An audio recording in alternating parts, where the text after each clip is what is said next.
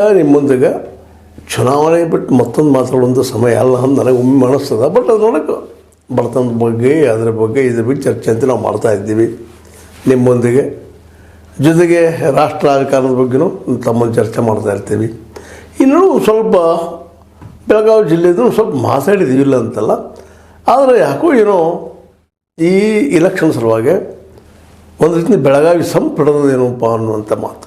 ಯಾಕಪ್ಪ ಅಂತಂದ್ರೆ ಇಲ್ಲಿ ಯಾರು ಟಿಕೆಟ್ ಪ್ರಯತ್ನ ಮಾಡ್ತಾ ಇಲ್ಲ ಅನ್ನುವಂಥ ಮಾತಿಗೆ ಅವ್ರ ಜೊತೆಗೆ ಯಾಕೆ ಮಾಡ್ತಾ ಇಲ್ಲ ಅನ್ನೋದ್ರ ಬಗ್ಗೆ ವಿಚಾರ ಹಾಗೆ ಮಾಡ್ತಾ ಹೋದಾಗ ಒಂದಿಷ್ಟು ಏನೋ ಸುದ್ದಿಗಳು ಬರ್ತಾಯಿತ್ತು. ವಿಶೇಷವಾಗಿ ಬೆಳಗಾವಿ ಜಿಲ್ಲೆಯಲ್ಲಂತೂ ಈಗ ಚಲಾವಣೆ ನಾಣ್ಯ ಆಗಿರುವಂಥ ಸತೀಶ್ ಜಾರಕಿಹೊಳಿ ಅವರು ಯಾಕಪ್ಪ ತಮ್ಮ ಮಕ್ಕಳನ್ನು ಇಳಿಸ್ಬೋದಾಗಿತ್ತು, ಅವರು ಬೇಡ ಅಂತ ಹೇಳಿದರು, ಮತ್ತೇನೋ ಅಂದರು, ಯಾಕೆ ಏನ ಅಂತ ಅವ್ರ ಸಲುವಾಗಿ ಒಂದಿಷ್ಟು ಚರ್ಚೆ ಮಾಡಿದಾಗ ಪತ್ರಿಕಾ ಮಿತ್ರರು ಅವರು ವಿಶೇಷವಾಗಿ ಇಲ್ಲ ಮುಂಬರುವ ಚುನಾವಣೆ ಗೆದ್ದ ನಂತರ ಅಥವಾ ಈ ಚುನಾವಣೆ ಮುಗಿದ ನಂತರ ಮತ್ತೊಮ್ಮೆ ಇದು ಡೆಪ್ಯೂಟಿ CM ಅಂದರೆ ಉಪ ಮುಖ್ಯಮಂತ್ರಿ ಸ್ಥಾನ ತೆಕ್ಕಾಟ ಜೋರಾಗುವ ಸಾಧ್ಯತೆಗಳಿದ್ದಾವೆ, ಅದಕ್ಕೆ ಪ್ರಿಪ್ರೇಷನ್ ಮಾಡ್ತಾ ಇದ್ದಾರೆ ಅನ್ನುವಂಥ ಒಂದೇನೋ ಮಾತು ಕೇಳ್ತೀನಿ ಬಂದು. ಏನು ತಪ್ಪಿಲ್ಲದ್ರೊಳಗೆ, ಯಾಕಂದರೆ ಅಧಿಕಾರದಾಗಿದ್ದಾರೆ ಅಂದ ತಕ್ಷಣ ಪ್ರಯತ್ನ ಯಾರಾದರೂ ಮಾಡೋದು ಸಹಜದ. ಅದರಲ್ಲೂ DK ಶಿವಕುಮಾರ್ ಅವ್ರ ಜೊತೆಗೆ ಒಂದು ರೀತಿಯಿಂದ ಟಗ್ ಆಫ್ ವಾರ್ ರಾಜಕೀಯದಲ್ಲಿ ಆ ಕುಟುಂಬದವ್ರು ಮಾಡುವುದರಿಂದಾಗೆ ಮತ್ತು ಅವರೊಬ್ಬರೇ ಯಾಕಪ್ಪ ನಾವು ಯಾಕೆ ಬರೋದು ಸಹಜ ಒಂದು ಮಾತುಗಳು ಕೇಳಿ ಬರೋದು ಸಹಜದ. ಆ ನಿಟ್ಟಿನಲ್ಲಿ ಎಲ್ಲ ವಿಚಾರ ಮಾಡಿದಾಗ ಸತೀಶ್ ಅವರು ಮತ್ತು ಅವ್ರ ಜೊತೆಗಾರರು ಒಂದು ರೀತಿಯಿಂದ ಅವರೆಲ್ಲ ಆತ್ಮೀಯರು ಈಗ ಅವ್ರ ಗುರಿ ಏನದಪ್ಪ ಅಂದ್ರೆ ಇಲೆಕ್ಷನ್ ಮುಗಿದ ತಕ್ಷಣ ಉಪಮುಖ್ಯಮಂತ್ರಿ ಬಗ್ಗೆ ಡಿಮಾಂಡ್ ಮಾಡುವಂಥದ್ದು. ಅದು ಕೊಡದೇ ಇದ್ದರೆ ಹೈಕಮಾಂಡ್ ಮೇಲೆ ಪ್ರೆಷರ್ ಮಾಡಿ ಆಗದೇ ಇದ್ದರೆ ಕೊನೆಗೆ ಏನಪ್ಪ 30-40 ಮಂದಿ ಜನ ತೊಗೊಂಡ್ರು ಪಾರ್ಟಿಯನ್ನು ಹೊಡೆಯುವುದು ಅನ್ನುವಂಥ ಮಾತುಗಳು ಕೇಳಿಬಂದವು. ಅದು ಎಷ್ಟು ಕರೆ ನಾವು ಸುಳ್ಳು ಗೊತ್ತಿಲ್ಲ. ಇದರಲ್ಲಿ ಭಾಳಷ್ಟು ಗಾಳಿ ಮಾತುಗಳು ಭಾಳ ಇರ್ತಾವೆ. ಅದರಲ್ಲೂ ಅವರವರ ಫಾಲೋವರ್ಸ್ಗಳು ಅಭಿಮಾನಿಗಳು ತಮ್ಮವ್ರ ಬಗ್ಗೆ ಒಂದು 2 ಮಾತು ಸರ್ಚ್ ಮಾಡಿ ಹೇಳ್ತಾ ಇರ್ತಾರೆ.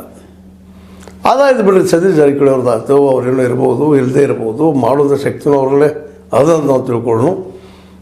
ಅದು ಲಕ್ಷ್ಮೀ ಹೆಬ್ಬಾಳ್ಕರ್ ಬಾಯಿ ಅವರು ಯಾಕೆ ತಮ್ಮ ಮಗನ ಬಗ್ಗೆ ಯಾಕೆ ಆಸಕ್ತಿ ತೊಗೊಳ್ಳಿಲ್ಲ, ಅವರು ಏನೋ ಸುದ್ದಿ ಕೇಳ್ತಾ ಇದ್ವಿ, ನಾವು ಹರಿದಾಡ್ತಾ ಇತ್ತು ಮಾಧ್ಯಮದಲ್ಲೇ, ಇಲ್ಲ ಅವ್ರ ಮಗ ಮೃಣಾಲ್ಗೆ ಈ ಸಲ ಟಿಕೆಟ್ ಕೊಡಿಸೋ ಪ್ರಯತ್ನ ಮಾಡ್ತಾ ಇದ್ದಾರಂತೆ. ಅವರು ಯಾಕೋ ನಾವು ಬೇಡ ಅಂತ ಹೇಳ್ಬಿಟ್ರು. ಇದೇನಿದು? ಯಾಕಂದರೆ ರಾಜಕೀಯವಾಗಿ ಮೇಲ್ಪದರಲ್ಲೇ ಅವ್ರು ಒಳ್ಳೆಯ ಮಿತ್ರರಾಗಿ ಅಥವಾ ಒಳ್ಳೆಯ ಸಂಬಂಧಿಗಳಾಗಿ ಮಾತಾಡ್ತಾ ಇರ್ಬೋದು ರಾಜಕಾರಣದಲ್ಲೇ, ಆದರೆ ಒಳಗೆ ಮಾತ್ರ ಅವರಲ್ಲಿ ತಿಕ್ಕಾಟಿದ್ದು ಸುಳ್ಳಲ್ಲ. ಜಾರಕಿಹೊಳಿ ಕುಟುಂಬಕ್ಕೆ ಮತ್ತು ಲಕ್ಷ್ಮೀ ಹೆಬ್ಬಾಳ್ಕರ್ ಬಾಯಿ ಅವ್ರ ಕುಟುಂಬಕ್ಕೆ ಅವ್ರು ಬೇಡದ ಇವೇ ಆಗಿಬಿಟ್ರು, ಅಟ್ಲೀಸ್ಟ್ ಇವ್ರು ನಿಲ್ಲಿಸ್ಬೋದಾಗಿತ್ತಲ್ಲ ಅಂತೇಳಿ ಕೆಲವೊಬ್ರು ಕೇಳ್ತಾ ಇದ್ದಾರೆ.